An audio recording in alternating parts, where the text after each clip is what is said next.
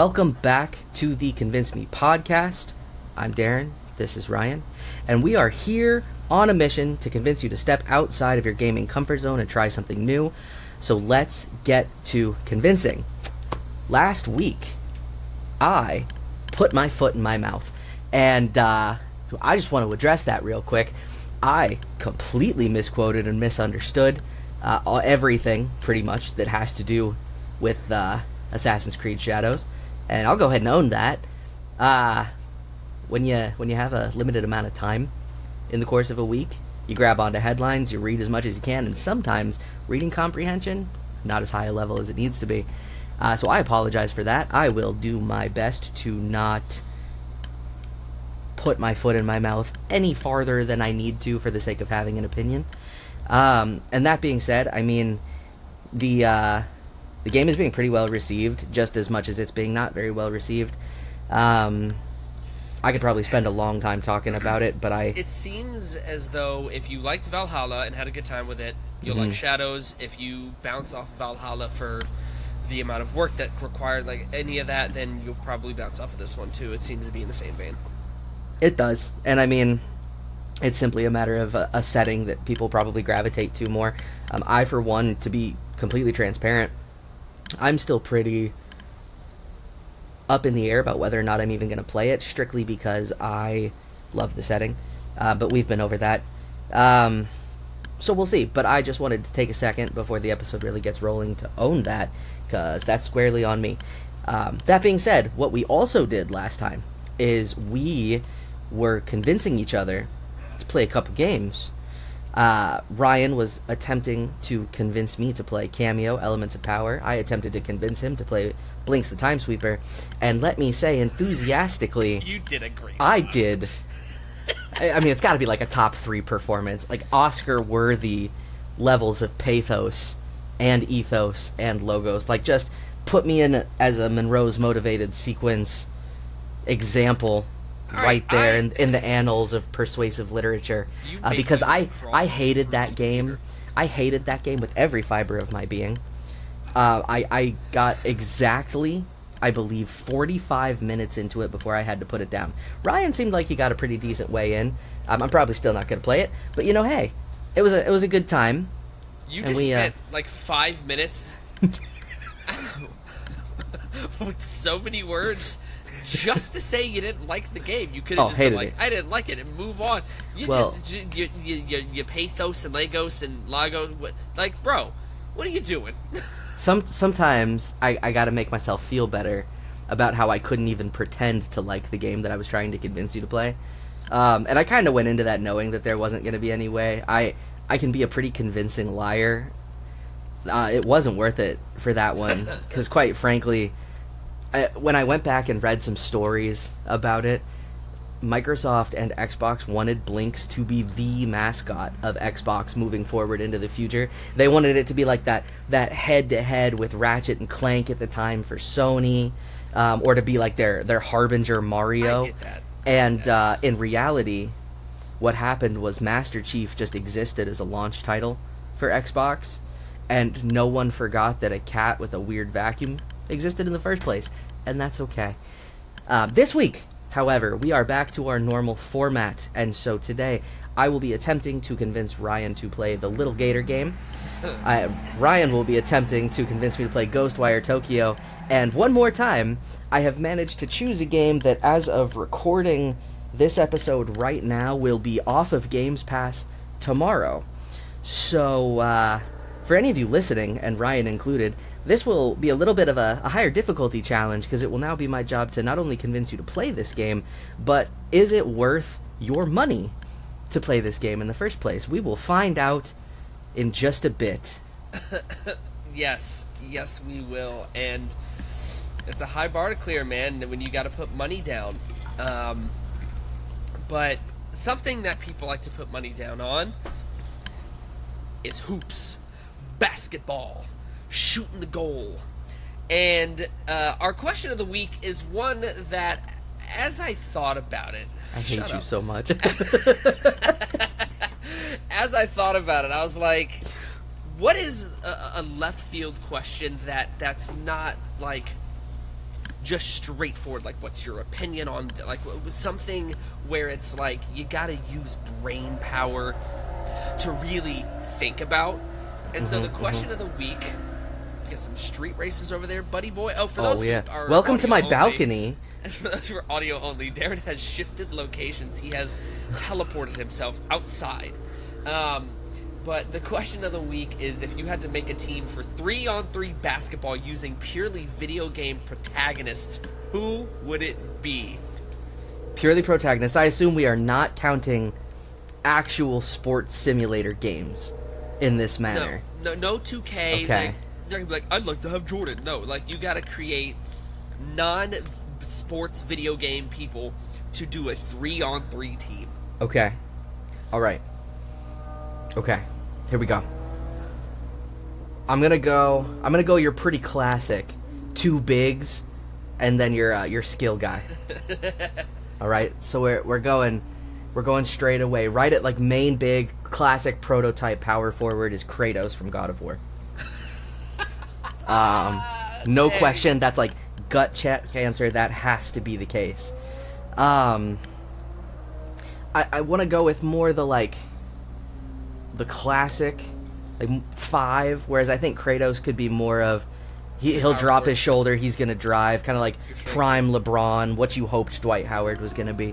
But I think if we have to go for like your dominant, like Shaq type 5, which I think is what I would want, I would go probably Reinhardt from Overwatch. Oh man, that feels good in my heart. And then bringing it all together, the glue that holds this team in one place can be none other than Sonic the Hedgehog. Bringing it in, classic 1, homing attack, all boards, absolute cheat code. It's no use. Absolute cheat code. His fake ol' chaos control, got chaos emeralds in his shoes. Tell me you wouldn't buy the Sonic Jordan collab, like 13s. You tell me you wouldn't buy those right now. Dude, I would absolutely play basketball in some soaps. Are you kidding me? Oh my gosh. Or like we'll bring back the Sonic Pump, where you squeeze and it's a little chaos emerald right on the tongue. I'm in. All right. But Kratos at the 4, you can't match up to Kratos at the 4. All right. Okay, so as far as like skill positioning, give me Dante from DMC. Devil May Cry. Give me good old Dante, because when it comes down to the end of the game, clutch mode, you got demon time. You just go demon mode and just cross dudes up out their shoes. Demon mode versus a light speed dash would be interesting. I'm saying. Okay. Dante ain't slow. Okay. And then, if I were, I want to think of like JRPG protagonists, somebody who's so. Since you said that, I forgot. We did specifically state that it's got to be main characters. Yeah. So that does take Reinhardt out of this equation. It takes all of those games out. So I will have to reconsider, but you keep going. And then give me, I'm trying to think of like because I need somebody with strength. I might have. Remember, he's got to line up with Kratos. I know. That's the thing, right? Kratos is God mode. You know what? I might go in the same vein as Dante, and I might go Bayonetta, and here's why. All she has to do is one nasty crossover, and then she activates Witch Time and slows everybody else down for a few seconds. That, like, hello. And then she just hits this nasty dish to Dante, who just freaking bow over everybody. Okay. I would like to amend that Reinhardt. I want to line right up next to Kratos. Pretty much the exact same, like, prototype. Perfect 2-man combo with Kratos would be Asura from Asura's Wrath. Oh, you suck. The God Slayers. The God Slayer bigs with Sonic the Hedgehog himself. God Slayers are always a good choice. God Slayers are always a good choice. Because here's the thing, right? If you were to go strength, technically speaking, every JRPG protagonist is on the table, because by the end of most JRPGs, you're killing gods. Yeah, that's fair. I got it. But you're doing it with the power of friendship, whereas some of those guys are doing it singularly. What you got? I know it. Joker from Persona 5, because all that Yango would have to do is just put on a mask of whoever he wanted to be for that game. He could be a big, he could be a stretch 4, he could be a point, he could be whatever you need him to be, because he can just transform into something you want. The one thing I can't counter is Sonic speed. You can't. You can't counter that. You can't. I would like to say, if we can have, can we put one on the bench each? Okay, what you got? Clive from Final Fantasy 16. Because my man could clutch out into Ifrit form. And you know what? Something tells me, especially if we can go like the full Ifrit, Phoenix, Bahamutapalooza situation. If this man can combine with Phoenix in such a way that he can have a whole cinematic battle in space, right, he's got to be good enough to be on the court. Can't spoil anything from 16, but golly day, crazy stuff happens in there. Also, I 100% just drank my pineapple sparkling water. This is from D&D last Sunday. That's gross. It is just uncarbonated liquid. It's not even water. I am very sad now. If gross. I were to go somebody to come off the bench, man, Clive is so good. Based on your team, though, you really don't have that big body big. You kind of went all stretch 2s. But that's the thing. Joker is my whoever he needs to be. He is my LeBron. He is whatever you need him to be in this system. He's going to be whatever you need. But see, you're asking him to play as Draymond against 2 LeBrons. 2 LeBrons. No, Joker's the man. His name is Joker because he literally is the Joker. He can be whatever you need. He fits any role. Except someone who moves at light speed. See, that's the thing, right? I don't know anything that could counter speed. I'm sure somebody is yelling at the screen or their phone or their car radio and be like, clearly it's this. I could sit here and truly ponder. We'd be here for a long time. Be here for a very long time. I'm literally running down all of the games that are in my collection over there. I'm just like... Sure. I mean, like, you could easily have gone with the cop-out and just said, well, Shadow's the protagonist in a game. Why not Shadow versus Sonic? But, like, cop-out. Don't give me that. Actually, I could go Shadow because he is, I think, Shadow is faster than Sonic. I think. He just has the Chaos Control. But in Sonic Adventure 2, Sonic can do it too. That being said, that's still a cop-out answer. No, Sonic is faster. Dad won it. I just need somebody who can slow down time. You have 3 people, but light subverts time. All right, we're not getting into this.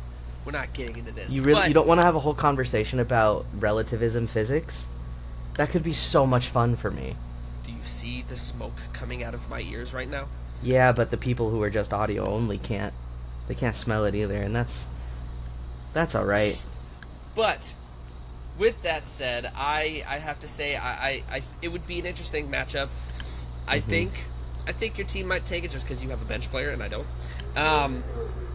But that is our question of the week. So I think to recap, my 3 were Dante. I would say specifically DMC3 Dante. Maybe Devil May Cry 5, but DMC3 because he has all his modes like Royal Guard and offense. He has different modes. Bayonetta because of Witch Time, and Joker because he can be whatever you need him to be. Your 3, if you exclude bench, was Kratos, Asura, and Sonic. Which, man, that's a crazy team. That's a crazy 3v3 team. Maybe we'll do one for soccer at some point in the future. Oh, but then we got to come up with 11. No, we don't. We can do 5 aside. Okay, that's even worse. No, because it's got to be 6. You got to have a keeper. Fair enough. 6. Oh my gosh, your keeper. That could be a conversation. But with that said, man, yeah. All right. So, with that being said, let's just go ahead. We're gonna hop right in. I would like to take a second and I want to just reflect on some of the best games that have come out in the last, let's say, 10 years. Okay. Okay? I don't think it is a stretch to say that Breath of the Wild and subsequently Tears of the Kingdom are two of the best games that have come out in the last 10 years. Do you think that's a stretch to say? Or do you say that's pretty accurate? You said the two Zeldas are... Specifically, Breath of the Wild and Tears of the Kingdom are two of the best games that have come out in the last 10 years. I would say, if you are speaking specifically critically, I see. No. I think like gaming landscape as well. I'd say that's fair. Okay, I would agree. Obviously, I brought up the question. Now, I also think it's pretty fair to say, because I can say this from my own experience, those two games, Breath of the Wild specifically, I'm outing myself a bit here, so forgive me for those listening for the words that I'm about to say. That was my first Zelda game that I ever played to completion. That is correct. I believe that is not that uncommon of a thing to say, where it was a great point of entry into just Zelda games as a whole, because it was just something so different and so ambitious and so big, and it really gave players the agency to do whatever they wanted. Would you agree? I think I'm picking up what you're putting down, but I have no idea of the end goal of this road you're taking us on. Perfect. Because of that, I would say that as a point of entry game, that was the perfect point of entry for Zelda. But that isn't necessarily synonymous with saying it was a great point of entry for somebody who potentially has never played video games that are of that ilk before, right? So let's take your wife, my fiance, or even let's potentially say your son. People who are not necessarily well versed in ins and outs of video games, who can't just pick up a controller and pretty universally know what to do with it, because to an extent games tend to be pretty parallel as far as the controller schemes, controller layouts. This button tends to always do this in some way, right? So what if we could take a lot of the good that Breath of the Wild did and take out all of the risk and all of the stakes? Risk and stakes as far as... So like no more enemies to fight. You don't have to worry about health anymore. It just becomes a world that you have agency on, that you can destroy some stuff that pose no threat to you. You gather things, you collect friends, you help people out, do side quests. And you're trying to just build this world through helping people accomplish certain tasks. Would you say that that is potentially the perfect way to introduce somebody to something like Breath of the Wild? If you could give them a watered-down version with lower stakes. I do want to say, to be fair, most Zelda games are an entry point, because Zelda there are a couple that are connected. There's this whole chronology of things that are connected, but each Zelda game, other than... I don't want to make this statement flippantly, but I'm pretty sure most Zelda games are like... just, you can play the Zelda game and never play another one and you'll be fine, other than... Oh, yeah. Yes, Ocarina of Time to Majora's Mask, there is like a pretty direct connection. But your point still stands. I would say that sounds like something that somebody who has a family of people who don't play games frequently could potentially enjoy, because Zelda is... The allure of Zelda is that it is a puzzle game wrapped in an adventure game. And that is... and it's very rewarding, and there's definitely a certain something about it. So being able to play that without having to worry about the boblins or Octoroks or whatever shooting at you, taking the tension out. Okay. I think that could work. Are you going to tell me that's what your game is? I'm going to tell you that's exactly what my game is. We bring ourselves then to the little Gator game, which brings us into this world of this very obviously young Gator who is bored in a park playing with his sister. And he goes up to his sister and tells her that he's bored. And she just creates this whole world from the ground up. Creates rules, creates systems. Looks at him and says, well, yeah, obviously, heroes should always wear green. Sends him on a quest to go find and help and defeat things. We fast forward into the future. Sis is all grown up. She's gone away to college, but she came home. And you now take the role of this younger Gator. I no age is given, but I would venture to say 8, 9, 10 years old, somewhere in that ballpark. Okay. Trying to persuade his sister to take a break from all of the schoolwork that she's doing to play with him, play that game again that they made up when they were kids. He enlists the help of his friends, who go around and try to create little moments of adventure. They hand draw a bunch of enemies on cardboard and stick them out that look very similarly to choo-choos. Made of cardboard that, of course, don't fight back. You have to run, and you have to first get 3 things. You have to get your sword, your shield, and your hat, because those are the 3 most important things that an adventurer needs.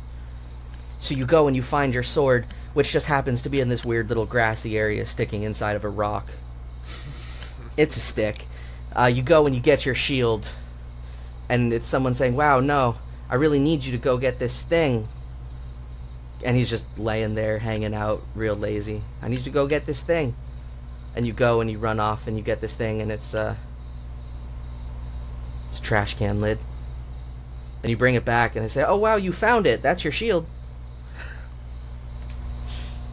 And you go and you get your hat, and your hat looks very mysteriously similar to another green protagonist that you might be familiar with from a certain Zelda game series. I'm just spitballing about here. Zelda? That's awesome. I might be. You know, it's interesting. The hat is very akin to Link's hat.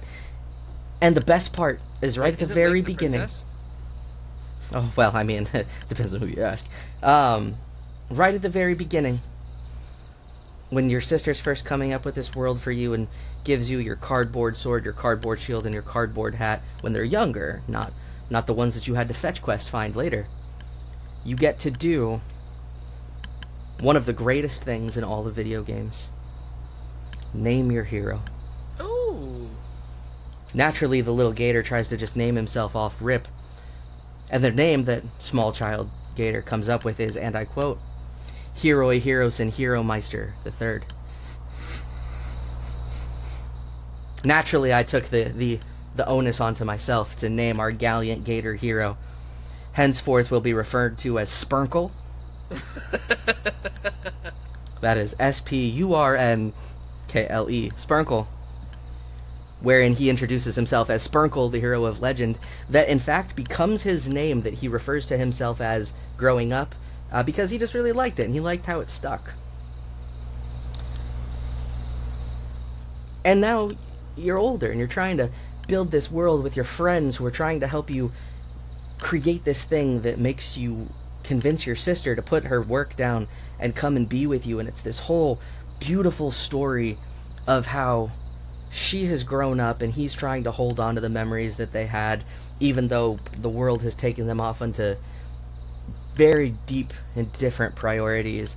And I won't spoil too much of the story, but it's a pretty touching thing in the short amount of time that the world really gets to hold on to you, because it's a pretty simple, straightforward, short game. This is another game that I sat down and I beat it in a day. And so what is the conflict that you... If you said there's no enemies? Mm-hmm. And so what is your sword and shield... What are they used for? They are used to defeat the cardboard enemies that your friend have strewn throughout this island, which drops scrap paper. And scrap paper is your currency to get other weapons. And other outfits. And other shields. And items that you can use very similar, like your hook shot. And nice. And what's the art style? What does the game look like? It looks like if you took Breath of the Wild, but you took away all of the hard black lines. Oh. Uh-huh. Okay. Uh-huh. And so really the whole core of the game is you're going around the island and you're finding these young kids and trying to convince them to come to your town that you're setting up as like your main hub town. And you have to complete a quest for them. As soon as you complete the quest for them, you make a new friend. They go to the town. There are weapons, shields, hats, and then special items, one of which tends to be something you can use as a projectile. So you can like pop bubbles or hit some of these cardboard enemies from afar. They all have set bonuses. So you can go and collect the set. My favorite of which was one that was the ninja set. And wouldn't you know, when you equip all of them, your little Gator runs like a ninja. Oh, Full arms back Naruto run. Nice. Spectacular. Now, this island is broken up into different zones. And if your next question is, does every single zone have its own music? You bet it does. And it's pretty good. It's pretty good. They're all distinctly different, but more... Think, if you, as an elementary school educator, wanted to make a video game soundtrack, but you only had at your disposal the instruments available to you in an elementary school. So a xylophone. It's big in there. Plunky little triangle xylophones. Simple flute sounds. It's adorable. This game is adorable. So, so I want to create a scale that we could potentially refer to, called the Darren's fiance, and honestly my wife as well, on the Darren and Ryan's significant other scale, where one is like they will never even look in the direction of this game, to 10 they will drop everything and play it. So for extended context on that, both of our significant others are into like life sim games. Like my wife has played a lot of Dreamlight Valley. She played a lot of Sims growing up. She was into like Barbie fashion games when she would play on her Game Boy, games like that. And your fiance is, I would say, is fairly similar in her taste. Still to this day, what did she say? I think she has put over its lifespan 2,000 hours into Sims 4. That's awesome. Just Sims 4. Not counting any previous Sims. However, today she did download that new life sim game that's in early access on Steam, and the name is completely escaping me. Wishbrook? Nope. What's it? Early access? Give me one second. Inzoi. Yes, Inzoi. Yeah. Downloaded that today. I'm very curious about that for sure. It looks pretty good, to be fair. She turned around, showed me the character creator. I'm impressed. It is, so for those who haven't heard of it, it is, like, in essence, the closest thing we've had to a Sims competitor in a very long time.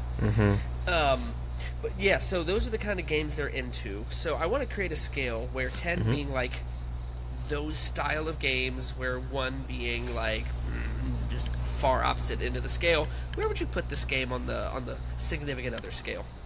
I would easily put this at a 7.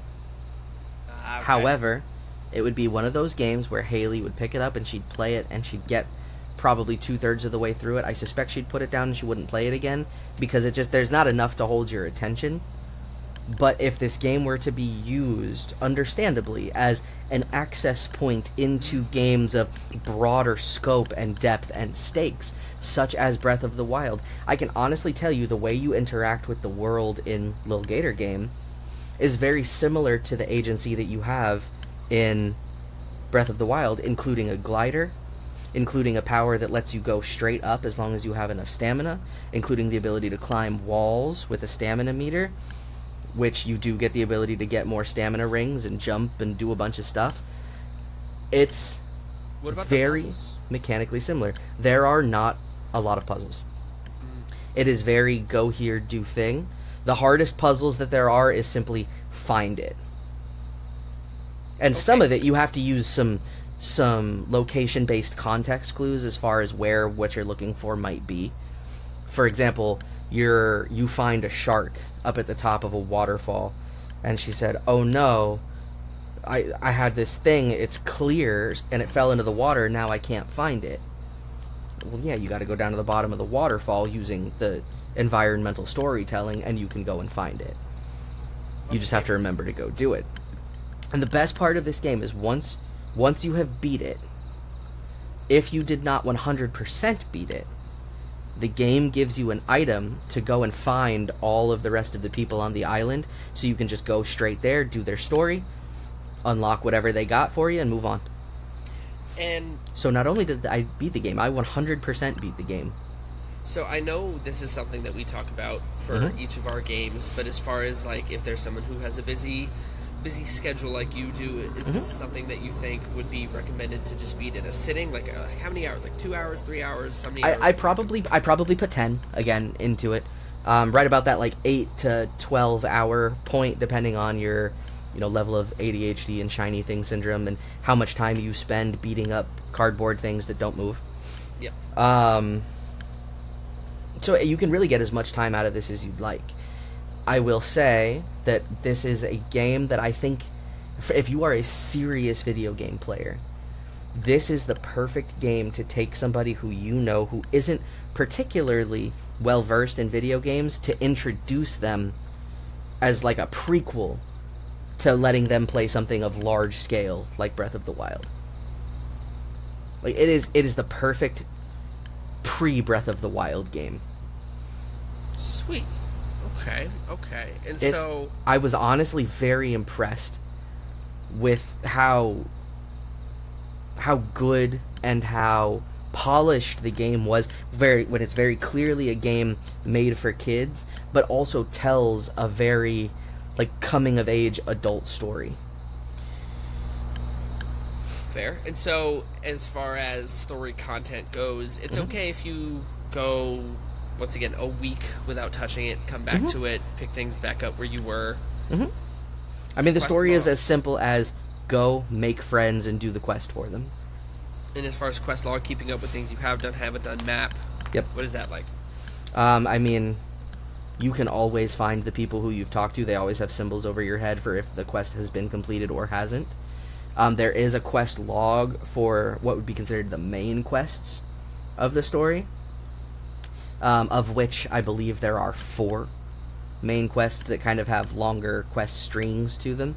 Okay. And they all pertain to the 3 friends that you had at the beginning of the game. One such quest, in fact, again, just to kind of give you an idea of where the world is that this game is trying to build, includes a character who has you go off searching for very specific triangular shaped thing, where the line is spoken, I quote, "Heroes are all about getting yellow triangles." End quote. For those who don't know, the Triforce from Zelda. Yeah. So you want to know what the yellow triangle is? Tell me, it's like those 3D Doritos or like the Bugles or something. You're so close. It is half a grilled cheese sandwich. Yeah. And so, but it's very tongue in cheek. It's got a lot of like Zelda adjacent references that if you have played the Zelda games before, you will really appreciate. But the game, it's cute. It's got a pretty good story for as short as it is. That is, again, surprisingly touching, and it's fun. And there's no stakes to it at all.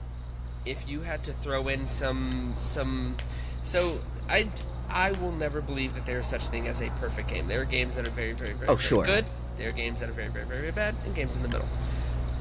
So I don't think anybody can say, who really thinks about it, that no game has flaws. Obviously, even like my favorite games of all time have flaws.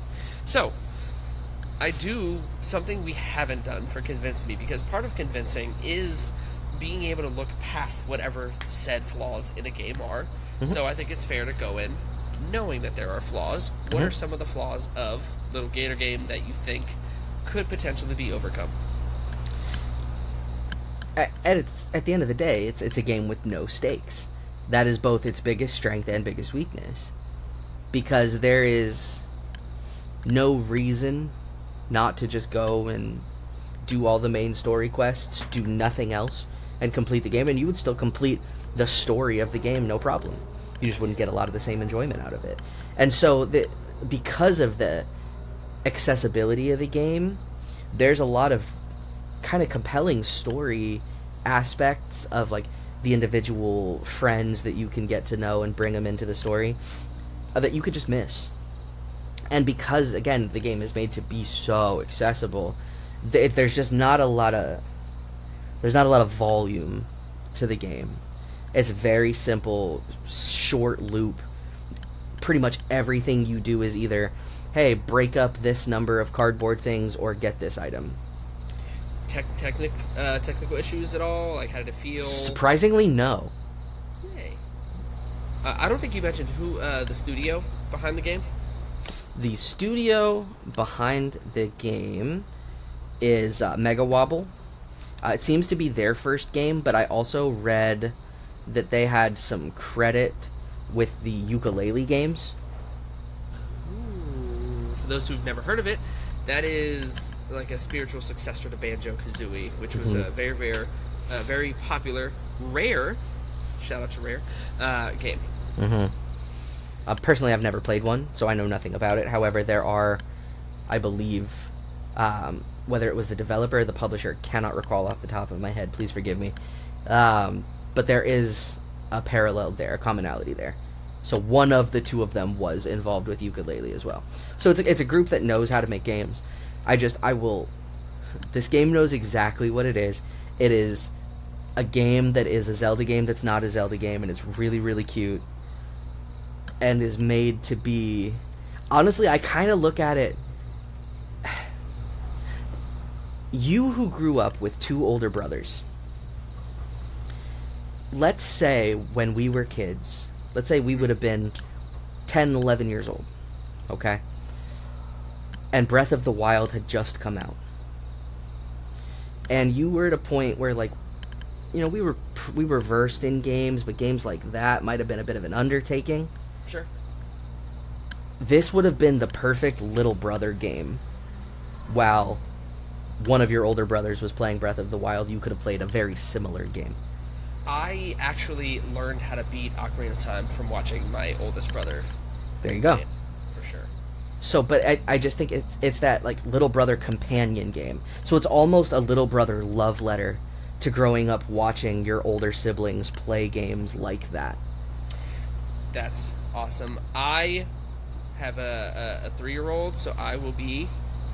I'll see if he's interested in giving that a try, because there are no stakes. Yeah, excellent. I did want to... I just double-checked something, because I was curious about it. I think I recall seeing this game, and I think... I want to say that it was... Was it Kickstarted?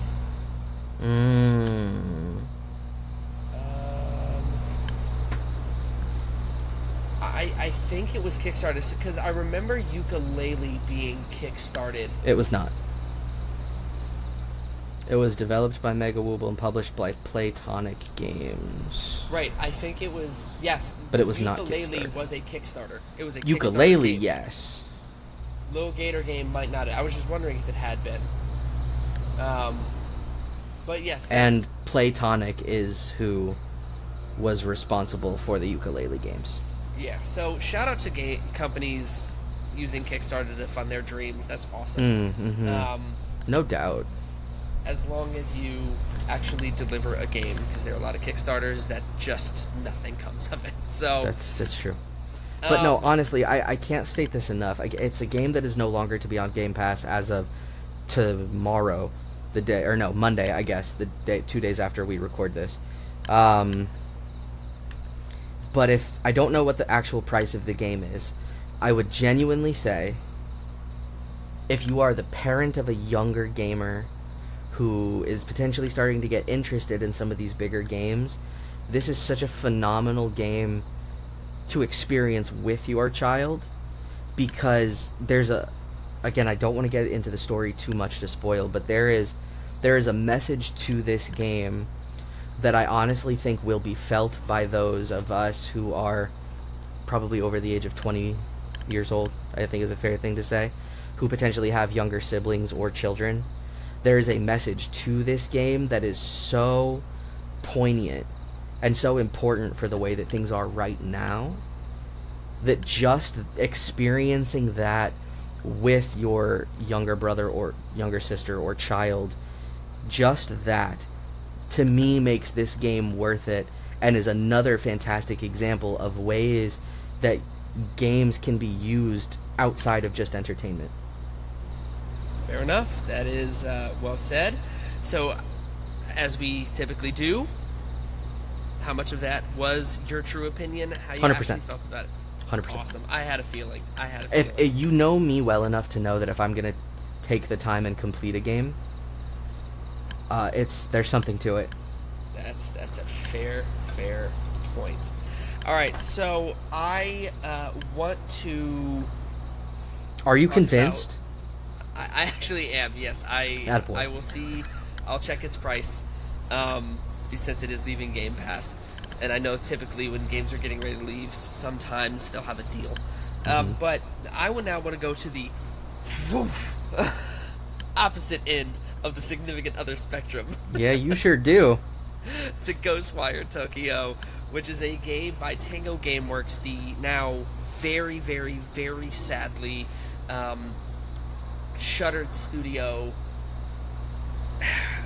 Tango Gameworks. Very sad. They are really known for these three games. They had a mobile game that came out that lasted 5 months. But their main three titles, really only three titles, are Ghostwire Tokyo, Evil Within 1 and 2, which I loved Evil Within 2, and Hi-Fi Rush, which was an overnight hit. An overnight hit that shadow dropped and blew up because of how amazing it was. So, unfortunately, Microsoft did close them. Obviously, I'm not in the industry. I don't know the reasons behind it, but from a consumer perspective, it was very genuinely sad that we didn't get a chance to see what a sequel to Hi-Fi Rush or what else this company could do.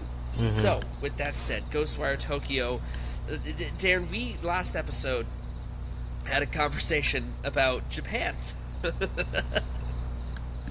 Did we? I wasn't sure. I don't. I think I blacked out. A bit of a fever dream. I don't think I. What did we talk about? I want to go to not futuristic, but more modern Japan.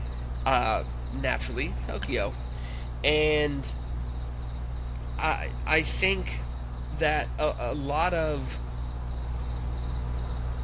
games focused in Japan typically focus on the same area. I feel like we get a lot of Shibuya. Yeah, and I agree. The scrambles, I think that's just Shibuya, where it's like the giant crossing. Yeah, Shibuya crossing. Yeah, Shibuya crossing. Like, that's typically what we see. That's in this game, but it is a giant area. Is Hachi in Japan. the game? I don't know, but Ghostwire Tokyo is a first-person. I don't want to say shooter, because it's not really a shooter. It's more like first-person ninjutsu almost.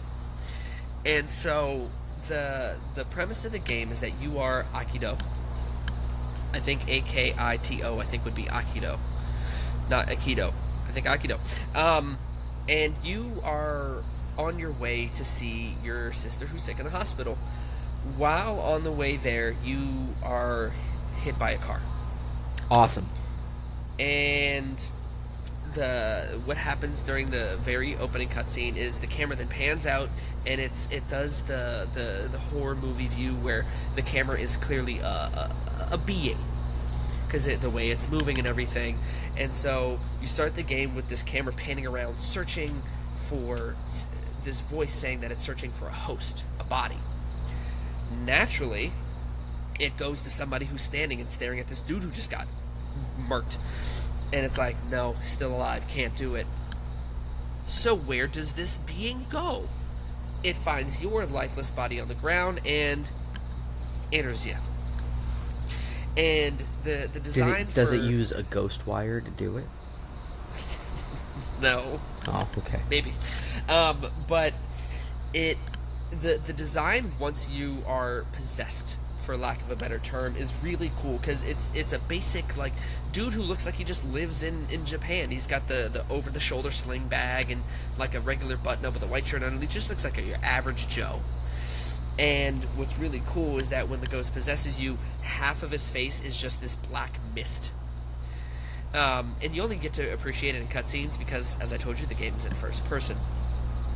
But what happens when this ghost possesses you is your character wakes up and he's looking around, and there's this mist, this fog that's coming into the area where you are, and anybody who enters the fog evaporates and is killed.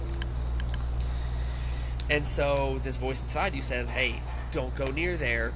And at the same time, these beings appear. And for anybody who's seen Miss Peregrine's Home for Peculiar Children, these dudes remind me of the Eyeless from that book/movie. Because what they are, they're these tall, gray men in suits with mouths, no eyes, and no nose. And they come after you. And at first you're told to run, because it's like, oh my gosh, scary. But eventually you do get the power to use spirit weaving. And what's really interesting about this game, the reason this game drew me in, for full disclaimer, I had played this game before. I'd gotten it on PS5, and I think something else had come out around the time, so I played a little bit of it and then went to that. But the shooting in this game is done with spirit weaving, which is basically ninjutsu. So your first weapon you get is air spirit weaving. And what it is your character has two fingers up, that's your gun, and he shoots wind at them. But what's really cool is it does, like, you feel like you're in Naruto, because he does the hand movements to, like, shoot things and everything. It's really, really unique, because I've never seen a first-person shooter that had you attacking like this. Throughout the game, you get different abilities that represent different, what you could classify as guns. Like your wind is basically your pistol. You get a water elemental ability that's essentially your shotgun. And you also get a fire ability that's basically your sniper rifle. And I didn't get a chance to see many other things, but those are your weapons. And what you do is, as you're shooting dudes, you see part of their body starting to dissolve. And you can eventually grab their spirit core. And the animation for spirit core, grabbing the spirit core, is so satisfying, because you see a thread pull, and he does this hand movement and essentially snaps the cord. And snapping the cord gives you experience and ether to restore your weapons, basically. Is that the Ghostwire? I don't know what the Ghostwire would be considered. It's never specifically said, but possibly. Very possibly. And so what's the Ghostwire? The experience does let you level up. There are levels, and there is a skill tree. There are 3 skill trees. There's one for, like, physical abilities. There's a skill tree for your weapons, like being able to hold more ammo. I think you can fire faster, and a bunch of other stuff. The physical stuff, you can take out their spirit core faster. You can jump in the air and glide, and you can glide longer. And then there is your weapons. You get the spirit bow. That's really dope. And the issue with it is that you have to find the arrows. You can't restore the arrows unless you find arrows in the world, and they weren't crazy common from where I was. But as you're headed to this hospital, you're fighting your way through, shooting your spirit, weaving out, and everything. There's environmental storytelling. You see clothes, like everybody got raptured just sitting on the ground. And you can find, like, IDs, and you can find notes that people had, and you learn more about the world around you. And eventually, the first thing you do is you get to the hospital. And if you've ever seen the cover or any promotional material from Ghostwire, you've seen this mask. It is a demon mask, an all-white demon mask, where there's like black liquid coming from the eyes, and it's like a smiling, creepy mask. And this dude meets you at the hospital. Stuff happens, and the ultimate goal at the point that I was at was to basically get to this guy. I won't say why, for spoilers. And that's the gist of the story. You're going around Tokyo, and you're helping spirits, and there's side quests. You level up, you get new skills, and that's the basic gameplay loop of Ghostwire. And I will say the animations for the ninjutsu are so daggone cool every time. I never got tired of breaking the Ghostwire. I'm just going to call it the Ghostwire. I don't know if that's what it is, but it's really satisfying to do. I will say there are definitely horror adjacent elements because things are kind of creepy. And like eventually you see more enemies. There's the very typical, like, one of the characters, it does the thing where there's a character who's a boss, but after you beat that boss they become like a regular enemy. You'll see. But the boss is a lady in white with long black hair. But what's different about her is I believe she's wearing like a almost like the Michael Jackson white hat.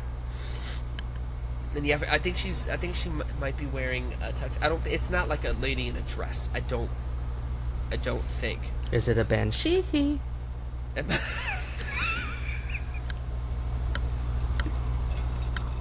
You're throwing me off my game here. But yes, it is. It has horror elements. Another enemy is like the typical schoolgirl sailor outfit, but it's just the outfit. And you hear like a girl laughing as she's attacking you. There's this creature in like a yellow raincoat and like a yellow hat and everything. The suit dudes carry around umbrellas, and the umbrellas sometimes they'll put them down and they'll block your shots. So like it requires you to get creative. You can charge your shots to like break through some of their defenses sometimes. And so yeah, that's Ghostwire Tokyo. I didn't finish it. I believe that Ghostwire, if you just focus on like just blasting through the story, I think it's like 11 hours or so, 11, 12 hours. But yeah, that's the gist of Ghostwire. It is dripping with environmental immersion. Like you feel like you're in Tokyo. You can visit these stores where there are these oh my gosh, not Oni. It's magical cat creatures. I'm gonna see the name and I'm gonna be very, very upset when I find out what they're called. I might not. They're basically like, oh man, they're the lucky cats that you see sometimes with the paw moving. Like that's the merchants in the area. They're just floating there, sparkling. You can talk to them, and they make meow and other cat puns, like check me out, like stuff like that. It's actually very funny stuff because you're in this dire environment where there's horror creatures outside. You have liminal space where you're going in a building and then it like shifts and turns on you, and then you go into a mart and there's a floating cat who makes cat puns. So, pick your poison. Okay. Questions. Yes. So in this world where people are just getting absolutely vaporized, Yeah. you get hit by a car. Shame. Way to go out like a punk when everybody else is getting misted. Speaking of that, if the map is covered in this mist at the beginning, so you have a pretty set path that you have to follow, because if you go into the mist, you get hurt, and if you're in there long enough, you will die. However, to open up the mist, to get rid of the mist, you have to open torii gates, And for those who don't know, it's basically like if you ever look up images of a Japanese like shrine or temple, it's the gate at the front, and I believe those gates are they're traditionally believed to ward off demons and spirits that are unwanted. I think I want to make sure that I'm right. I thought they were the gateways to the other side. It might be. Or I thought symbolically that's what they were. It serves as a symbolic gateway marking the transition from mundane to sacred, between human and spiritual. So yes. Yeah. So when you purify those, it opens up the mist in the area, and you typically get a new item, or you can get a new attack, things like that. The side quests are fairly standard fare, like, oh, I left this here, please get it for me, and there's one where you have to find a tanuki. Love it. Because, tanukis. And, yeah, that's Ghostwire. Okay. More questions. We have different elemental jutsu we can perform. Yeah. Do they, similar to, let's say, Borderlands, affect enemies of specific types more than others? I didn't test that, but I wouldn't be surprised, because there's like the yellow rain jacket, so I'm assuming fire might hurt them more. It's also one of those things where the stronger jutsus have less ammo. Like your pistol, like you have like 30, and then your water can hold like 10 or 11, and your fire can hold like 10 or 11. So I don't think it's for the enemy's sake. I think it's just pure like I'm gonna hurt you harder sake. So it's simply that they symbolize weapon types. Yeah, basically. I see. Okay. More prevalent question. So I very distinctly remember the build up to this game, and I remember people being pretty universally excited about it. And then heard absolutely nothing about when it came out, where it was, how it was doing. I'd never even heard anything about people's response to it, any kind of acclaim, which generally speaking, in the current, I guess, gaming sphere of communication, that typically means that the game fell on pretty middling response. That would be accurate. With the community. Why is it? It's because based on what you're describing, like, the game sounds pretty good. Why do you feel, playing as much of it as you have, why do you think the game fell as flat as it did? Good question. I think it was a mixture of quite a few things. I would say the main thing is, well, if we're talking about issues that I had, the one thing that the game had an issue with that I had to adjust to was the camera. When you're playing a first-person shooter, you have to have a tight camera. You have to have controls that give you complete control of where you're looking and where you're aiming. You have to have it. This game has an issue where there is ever so slightly a delay when you release the stick. It just keeps moving for a fraction of a second longer, and it made it harder to aim. And so when the main objective of your game is to look places and fire, if you're having to, I had to adjust the settings. I had to mess with them. I went on Reddit posts, and people were saying the same thing. They were like, these are the settings I use. Granted, it might not be the same for mouse and keyboard, I don't know, but I typically play FPSs with controllers, I know, but that required some getting used to. Definitely some shots that I missed because the camera just ever so slightly kept going. I feel like it as cool as the animations are, it doesn't do anything to separate itself. It's standard FPS fare. I see. So it's not going to set the world on fire. However, if you're looking for something, if you're like, I just want to go shoot stuff in a really cool setting, like this game will work for you. And like it's you're on your way to see your sister, something happens where that doesn't pan out the way you want it to. All right, gotta go do stuff now to get your sister. Neat, because like the story isn't. It's also standard fare. So I would say in general the game is fairly generic. So if you're okay with generic and you want some cool animations and a really cool environment, it's also a lot of rinse and repeat. Like, you get the ability to, there are these tengus that are flying in the air like bird people.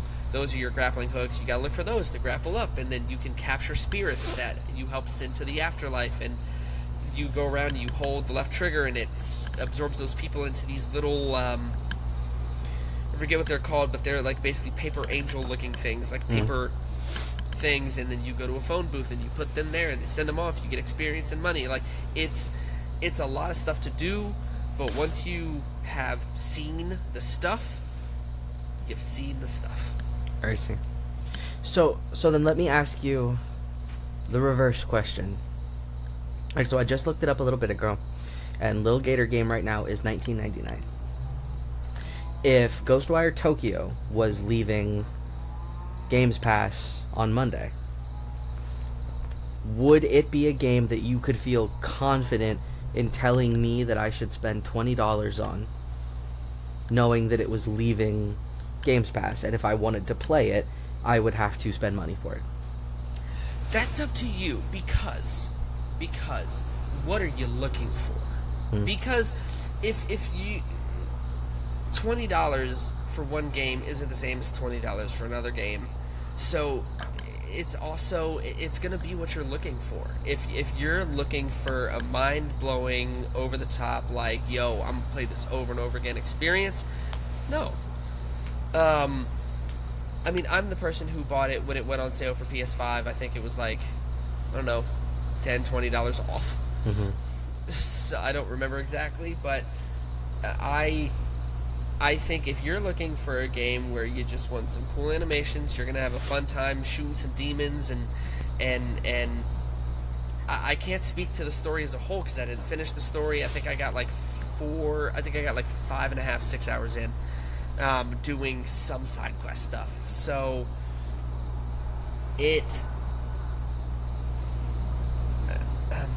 I would say I don't know that it would be fully worth $20. But if you're looking for something that just is oozing with not immersion, but a cool setting to explore, then sure. I think your other issue is going to be that Tokyo has been explored, like modern Tokyo has been explored so many times. I mean, off the top of my head, you have The World Ends With You, Neo, The World Ends With You. You have Tokyo Mirage Sessions, the Fire Emblem Atlas crossover. You have didn't Persona 4? Wasn't Persona 4 in Tokyo? I think a lot of Personas have not a lot, because Persona 5 didn't. I think Persona 4 did. P3 might have. I can't remember, but yeah, it's an area that's been explored to death. So like, there are games that have been done better that explore the area. But yeah, I think if it scratches an itch that Evil Within does as well. I see. Because how many, other than Fear, can you think of a ton of games that like are true horror or horror adjacent FPS?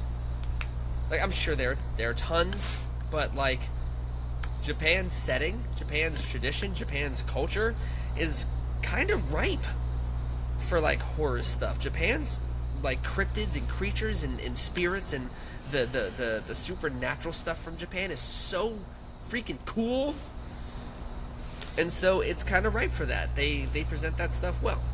To that point, just because again my brain can't focus on one thing, you know what would be a great place for a first-person shooter, horror, or creepy adjacent game? Feudal Japan. Maybe, but no. Civil War. Like Scotland, England, Ireland.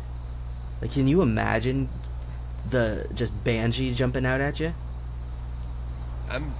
Yeah, no, I think Or having to go fight zombie Nessie. I don't play with water. Nessie will live to see another day if they're gonna throw me underwater horde. No, That's made for you. No, I can barely stand Subnautica, and that game is also horror adjacent. But no, yeah, for you. I know what I said makes it sound like I'm not. I didn't have a good time, or I might be doing a bad job of convincing. But I want to be honest. It normally when Darren and I do this, we have like the game we're playing, and then the convince me game. When I was playing this game, it was both at the time, which is why I was able to get 5.5 hours, because I was having fun. I had a good time. There was this new mode called Spiders, the DLC called Spiders Thread, that introduced like a I think roguelike mode, I think. But it introduced new mechanics. There were new enemies, things like that. But yeah, it is a game that if you're willing to drop, like, I'd say $10-15, you're getting your money's worth. $20, I would still say do it, but it's I'm kind of going back and forth with the 20, 25-ish range. So yeah. Understood. It's interesting, right? Because I like the concept of everything that you're telling me, but we've seen, many instances of that repetitive, I guess, rinse repeat game cycle. Well, it's kind of in a backwards, vastly oversimplified way the exact same issues that we have with Assassin's Creed games. It is a lot of, hey, go here, do the thing, come back. Go here, do the thing, come back. Which, to be fair, that's just most games now. But when that loop is short and they don't have a ton of variations on it, that's tough. I'm interested in it for no reason other than like a first-person shinobi type game, because like if I can proper cast a jutsu, I mean that's at least something that's intriguing to me. What it sounds to me, just based on the way you describe it, is it sounds like a game that I would probably really enjoy watching somebody let's play, but I don't know if I would sit down and go, let's play. That's fair. So you are partially convinced. I'm convinced that it is a game that is at least now somewhat interesting, and if for some reason I run out of everything else that I want to play, that'll be a game I'll look at and go, yeah, alright, I guess. Whether or not that day comes, I don't know. Fair enough. You know what will come, though? What will come is the news that has come out recently after the investor meeting with CD Projekt Red, discussing the future of Witcher 4 and Project Orion. And recently, The Witcher 4 was now all but unofficially officially said that it will not be coming out before the end of 2026, which I guess will mean that they won't fall within their like stretch incentive goal for something financial or whatever. I didn't do a ton of digging about that. But that means that we're potentially looking at 2027 for the next installment of a Witcher game. Yep. And me as an individual, I cannot tell you how happy that makes me. That they're taking their time? That they are taking their time and hopefully, not letting what happened with Cyberpunk on its initial launch be a thing that they are willing to let repeat itself. Because I can't see the studio surviving another one of those. I don't think too many studios could. Take your time, man. Please. Take your time. And for those listening, like, if you were one of those people, and I don't think too many were, I just think it was a very violent and very vocal minority. But if you're one of those people who gets openly angry at a studio every time they delay a project because they want to make sure that it's actually good, just stop. Man, because I get it. those are the same people throwing death threats at the studio and the developers after the game came out and it wasn't what they wanted. It's one of those things where I get it. We are the people that say that are very passionate. I get it, but like, one, you're not changing the release date by sending threats, or like you're not altering anything. You're just making it more stressful, and that's not what they need when they know there is an audience waiting. They need patience. They need support. They need, because a lot of them are probably crunching, which sucks. Yeah. But like, support them, man. They want you to enjoy this thing that they made. Mm-hmm. And you're gonna enjoy it if they make the product they want. Mm-hmm. So yeah, I think it's ridiculous that we have to worry about threats being thrown at people. Like, what's the point, man? What are you doing? And to be fair, I mean, if there's an IP, to me, and I'm a bit biased here because I do really enjoy the IP, but I think if there's an IP that deserves the patience, it's The Witcher. Oh yeah. Because look at the masterpiece that Wild Hunt was. I mean, The Witcher 3, it might be the best game that has come out in the last 10 years. Did you know it was 10 years old, by the by? Don't say that. You know it came out in 2015? Don't say that. Did you know that? You remember that? 2015. But in the last 10 years, that might be the best game that has come out in the last 10 years. And it is still the gold standard that so many people hold other games to as far as like technical specs and environmental and aesthetic. Quest.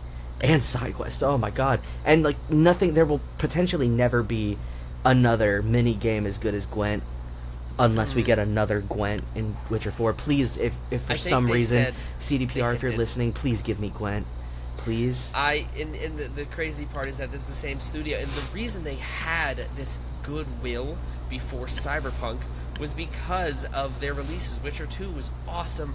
Witcher 3 is incredible, and then the DLCs were longer than some games.